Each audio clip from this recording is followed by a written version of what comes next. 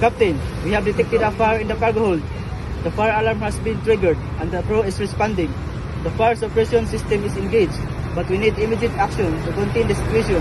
What are your orders?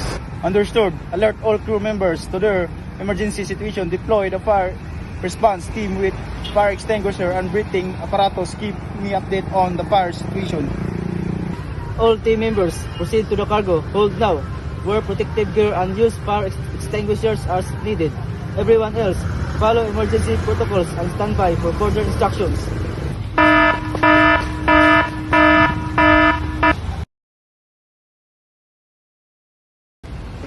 Bridge, this is the engine room. We have a critical engine failure. The main propulsion system is offline and we are assessing the issue.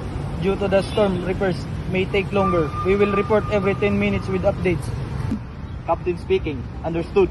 Split the auxiliary power if available. Prioritize crew safety and stability of the ship. Do you need additional support? Okay, Captain. We are working on troubleshooting but it may take at least 20 minutes for an initial fix. I recommended preparing for emergency maneuvering in case of worsening weather conditions. Attention all crew. We have an engine failure, but the engineering team is working on it. Stay at your assigned station and prepare for all conditions. We will provide updates soon as possible. Man overboard. At the port side, throw a lifebuoy and mark the location. Man overboard. Alarm activated. Slow down the ship and prepare for rescue maneuvers. Deploy the rescue boat immediately. Keep visual contact with the overboard crew members and communicate their position. Ensure safety protocols are followed during retrieval. To all personnel, a crew member is overboard. A rescue team is deployed and we are maintaining visual contact.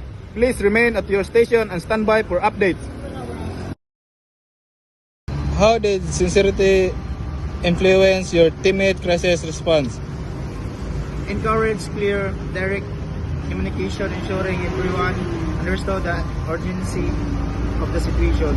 Build trust among team members, leading to faster and more coordinated actions. Reduce panic by providing accurate and honest update rather than speculation.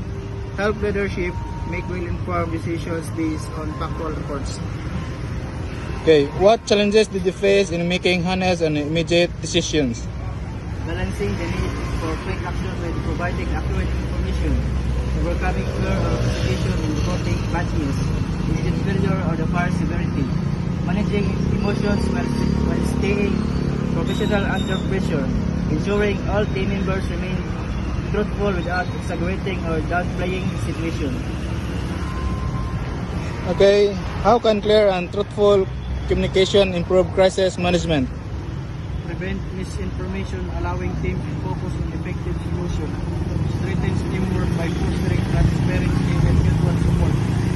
Help leadership allocate resources efficiently based on real-time updates. Increase confidence in decision making as everyone is working with a team reliable information.